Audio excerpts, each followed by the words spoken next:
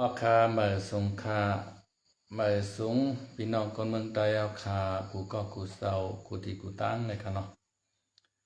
มันได้ก็เปลี่ยนวันที่14วันเดือนธันวาคมปี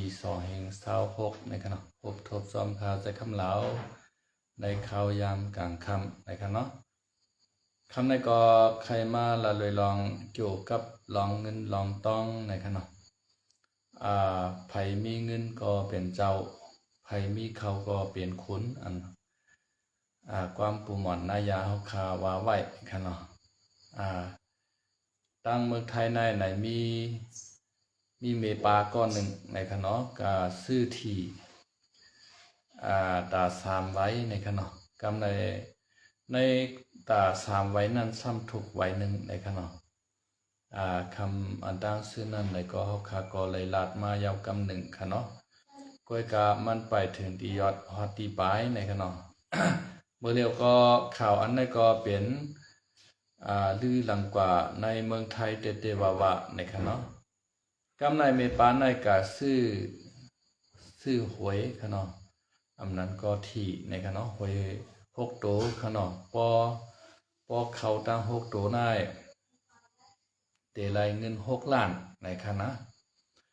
กำในเมปาในก็กาซื้อ3ไว้ค่ะเนาะกาซื้อ3ไว้ซ้ำถูกไว้หนึ่งนะครับกำในเมปาในซ้ำเป็นก้นบานนอกหน้าป่างค่ะเนาะอยู่ดังสุโขทัยนะครับเนาะตั้งเมืองสุโขทัยเป็นเมืองภาคกลางค่ะเนาะปอลูกเกี้ยงใหม่กว่ากลางใน6โมงในเตกะถึงสุโขทัยในหมอกกลางวันเต็ง12โมงใช่ไหมครับเนาะ12โมง1โมงแต่มันก็ไกลไว้ค่ะเนาะมันอยู่ในเกกลางเกี้ยงใหม่และกรุงเทพค่ะเนาะสุโขทัยในค่ะนะสุโขทัยในมันเตรียมซับเสียงตั้งลงเกี้ยงใหม่กรุงเทพค่ะเนาะมันเตเข้ากับตั้งเนื้อแทงค่ะเนาะเพราะกับเพียวตีกำแพงเพชรยาวในก็เตมีเสียงตั้งเลี้ยวซ้ายเข้ากว่าแทงจงไกลถึงเวงสุโขทัยในค่ะเนาะเวงสุโขทัยในก็เป็นเวงกึกปืนของในเมืองไทยอันหนึ่งในค่ะเนาะเป็นเวงกึกปืนเป็นเวงเจ้าเมืองเจ้ามุนใหญ่ขนอข้ามเมื่อปานเจ้าขนอข้ามสุโขทัยมันเฮาว่าสุโขทัยในกันค่ะยกก็มีเมปาก็หนึ่งซื้อห้องว่าเมปาฉันครับว่าครับลืมจียกก็มันก็ถูกหวยรางวัลที่1ค่ะเนาะมันเอากับปันก้นคางวานตรวจในค่ะเนาะปลาแววนะครับอันก็ตรวจในค่ะนะ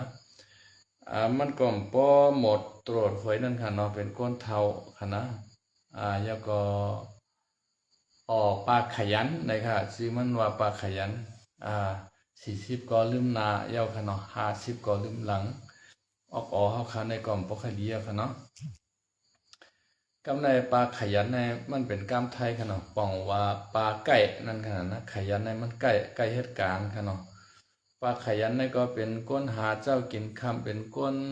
ให้ก้นสนก้นนาก้นหวานโยธรรมดานขนาดนะ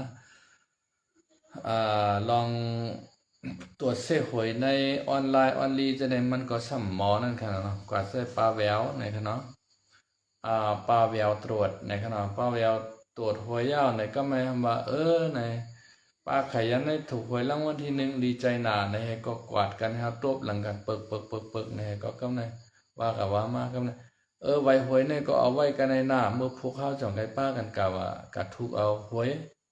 กัดทุกเอาเงินใช่ป่ะกำในปลานั่นก็ไปซังนะทำมาไงเผื่อนั้นเหี้ยวก็เอา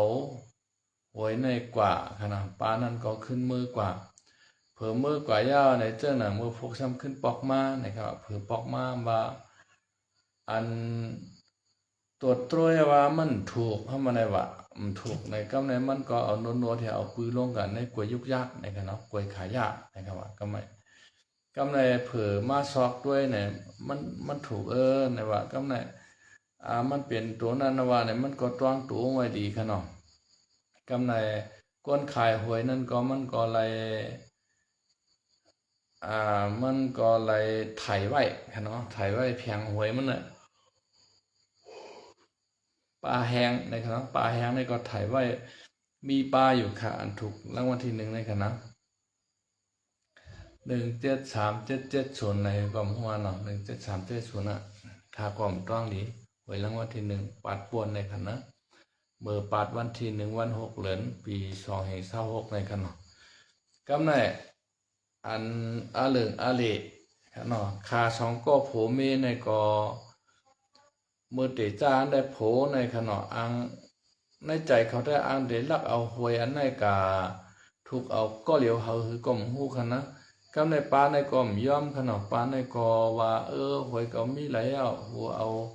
เมื่อว่านั่น3ใบนั่นเอาเปียดหลายเนี่ยห้ามว่าเอาเปียดในขายยาเผื่อว่ากะซอกด้วยในขายยาห้ามหัน2ไว้กล้วยเนี่ยก็ว่าปาในก็กะแจ้งตำหนดขนมตำหนดก็มาตรวจหาจ้อยจ้อมขนมปาอันขายหวยเนี่ยก็ว่ามันไรถ่ายหุบมันไว้มันเมียนเต้ๆปาในชื่อกว่าในไหนเขาก็ยืนยันให้นั้นกำในเป็นเรื่องเป็นเล่าขึ้นมาค่ะเนาะอันโผปลาแหววซื้อห้องว่าลุงเหลียดอันว่าในก็เอาไว้หวยในกว่าลักเสริงไว้ในเถียงหน้าในค่ะเนาะก็เกียนเอาเย็ดไว้ในหูเสานะครับกำนั้นเผื่อกลางคำมาขาโผเมก็ซ้ำขึ้นขี่รถออกกว่าในค่ะเนาะกว่าแคบออกมายาวขึ้นตูดเผาเบ็ดในค่ะไว้หวยนั่นค่ะนะมันก็กาตูดเผาเบ็ดให้ห่างกลมหูค่ะเนาะกำในผือนั้นเพิ่นก็แจ้งตำรวจมายาวในว่าข่าวโผเมในเอาไว้หวยตูดเป็ดยาวสังยาวในเขายอมรับขนาดหูหันในที่คณะตรวจด้วยว่ามี3ไว้มันย่าใจเหอันในว่าอันเป็นลุงเด็ดในคณะกำเดินสุดมาตำรวจก็สอบถามกำถามโผงกำถามเมในถามกำกออันปานเขานั่งอยู่จ้อมกัน2-3ก้อนตรวจหวยเจ้านั้นก็ถามเขาหน่อยแยกให้ถามกำดินสุดมามันก็กะไรลัดหมานค่ะว่ามันเป็นก็เผาเตะอันหวยรางวัลที่1ให้ไหนค่ะเนาะกำในเรื่องมันจ่องไกเหย้าค่ะเนาะก็มาเหย้าก็ซ้ำเหย้าค่ะเนาะซ้ำกัดตุกคอกแทงขาตั้งโผตั้งเบในย้อนเปว่าขาเอาไว้หวยเปิ้นถูกรางวัลที่1กาคันใหญ่เป็น6 ล้านในกับเผาแบดในเหมือนจังน่ะย่าขอกล่าวหาอันว่าลักอุกจาปิเจเปิ้นนั่นค่ะนั่นนะลักเอาเงินเอาคำเปิ้นไหนกวนเฮาไหนมันหลีเฮ็ดค่ะเนาะย้อนเปือว่าเฮาใครไล่ปุนฉุนตัวเฮาเห็นแลพวกเก่าไล่ก็อย่าหือมันไล่ในกับเฮาแปดหวยเปิ้นได้อันในก็มีอาเปียตั้งพิษนั่งนาค่ะเมื่อแล้วในเปิ้นยอบลุงเหลียดในตกขอกกว่าเย้าค่ะเนาะยอบก็มีมันปลาแววในก็ยอบตกขอกกว่าเย้าค่ะเนาะย้อนเปือว่าน้ำอ่ำไล่กินตัวมไล่สวดค่ะเนาะเย้าก็ทำยาตามขอกจอมในใจเฮาค่ะกวนเฮาค่ะในค่ะเนาะสั่งเฮาค้าไว้ใจดีเผิกจิ้นข่าวใส่เฮาและตรวจปันหวยเปิ้นกันเนาะเข้มนะเย้าสู่ถูกหวยรางวัลที่1เย้าเนี่ยพอตรวจเย้าก็ตั้งถูกเชมถูกเชนะมันโหลเลยเอาปันเจ้าของมันขึ้นค่ะเนาะอย่าไปกำไว้โคของเปิ้นค่ะเนาะ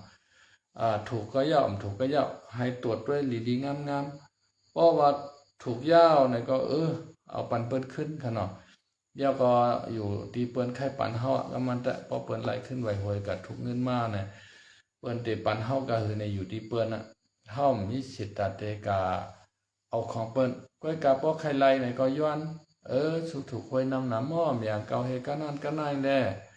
แบ่งการน้ำส้มน้ำหวานการสิกตองก็แลเนี่ยก็ว่าไปค่ะเนาะว่ากะก็ไหลเปิ้นก็ถึงเตแมงนั่นค่ะแหละถูกหวยเป็น6 ล้านเลยค่ะนะป้อปลาในใจหลีในปลาในตั้งแต่แมงเป็นแสนเป็น2-3 แสนก่อนค่านะ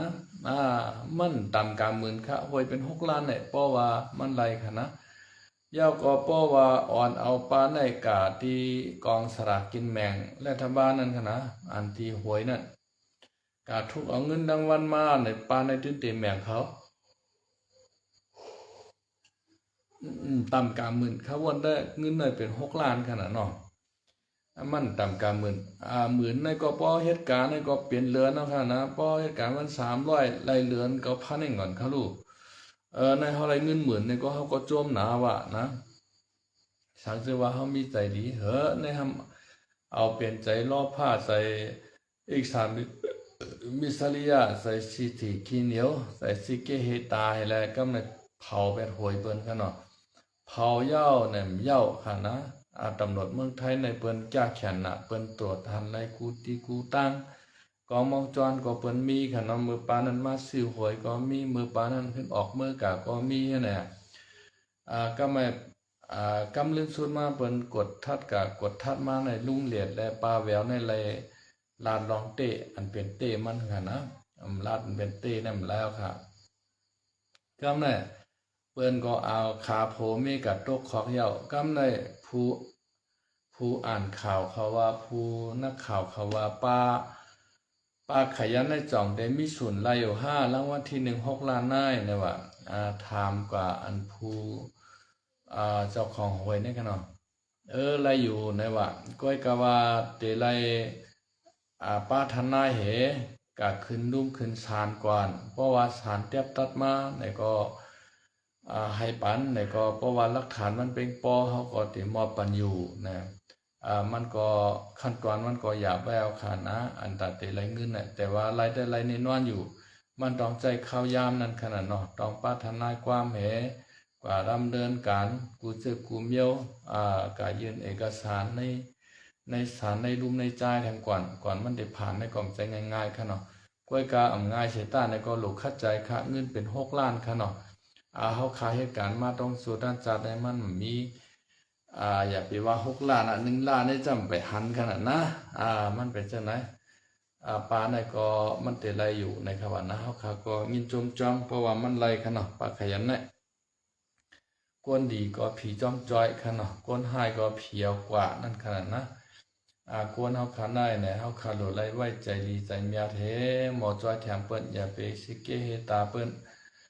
มีเงินนำกะหือกอลีกานั่นขนาดเปิ้นมาปันเฮาก็กะยาวเฮา